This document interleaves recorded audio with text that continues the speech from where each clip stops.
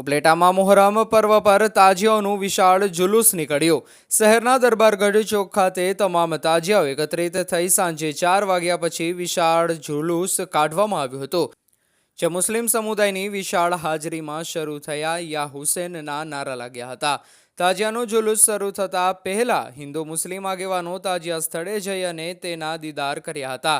શાંતિમય રીતે દરબારગઢથી નીકળેલું જુલુસ સોની બજાર, પંચહાટડી ચોક થઈ ધોરાજી દરવાજા પાસે સમાપન થયું હતું, જેમાં ઉપલેટા પંથકના મુસ્લિમ સમાજના યુવાનોએ કરબલાઓની યાદીમાં શોકારો લીધો હતો।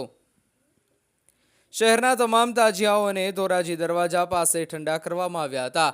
તેમાં શહેર અને ગ્રામ્ય પંથકના મુસ્લિમ સમાજના વિશાળ લોકો જોડાયા હતા।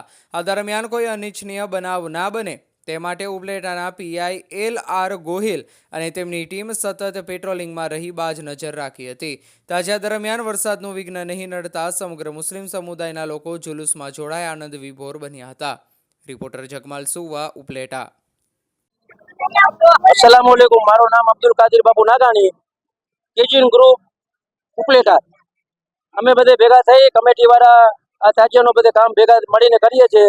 એવી રીતના ટોટલ જેટલા બી કમિટીવાળા છે નાના મોટા એ પોતપોતાની રીતે દિલ જાનથી મહેનત કરી તાજિયાનું કામ બનાવે છે, બરાબર ને। બધેનો સાથ સહકાર અમને સારો મળે છે, પબ્લિકનો શું, પોલીસનો શું, ને બધેનો ખૂબ ખૂબ આભાર માનવામાં આવે છે।